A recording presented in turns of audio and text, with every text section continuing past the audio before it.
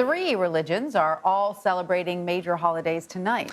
Around the world, Christians, Jews, and Muslims will mark Good Friday, the first night of Passover, and continued celebration of Ramadan.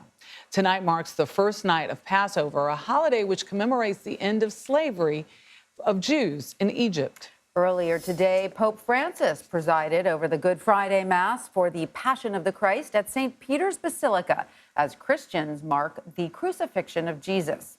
It is also about halfway through the month of Ramadan. The Muslim holiday is marked by fasting during the day. It also serves as a reminder of the month when the Quran was first revealed to the Prophet Muhammad. Candida Moss joins us now to talk more about this. She's a professor of theology at the University of Birmingham in the UK.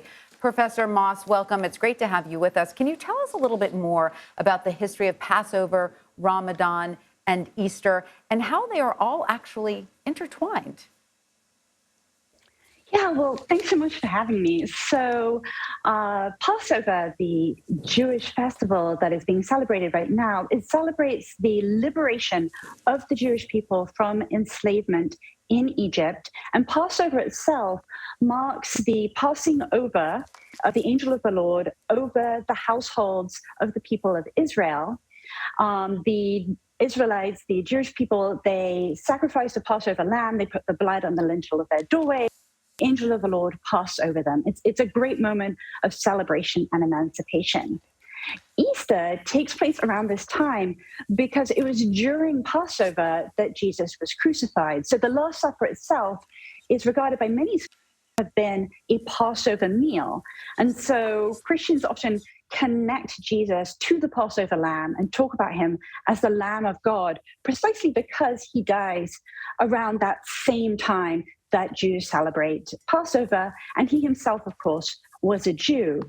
The celebration of Ramadan at this time is sort of largely coincidental. Ramadan moves each year because it follows the Islamic lunar calendar.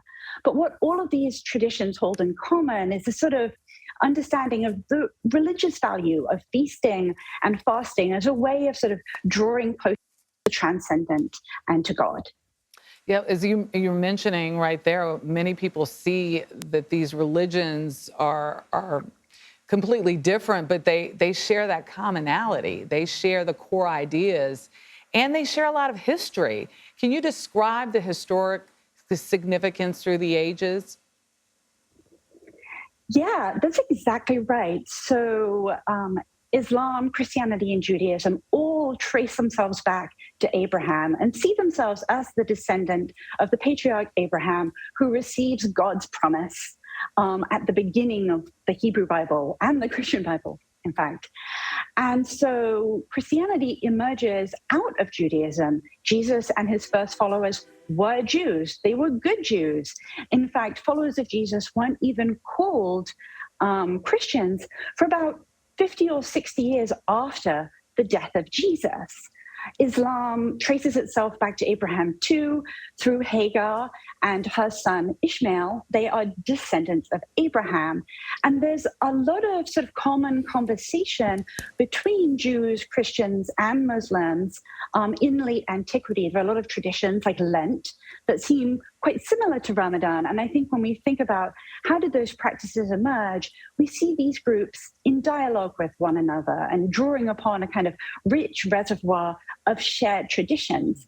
And those commonalities are really important for us to know about, especially if they bring us to kind of recognize shared traditions and respect other groups. But of course, they're not a sort of license for religious appropriation by others, particularly powerful members of society. Absolutely. It's so good to hear the way these religions have much in common, right? Yes. It's a reminder. But when man gets involved, as with everything, it's never easy. It gets messy. It gets really messy.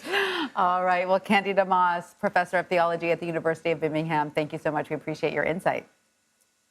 Thanks for having me.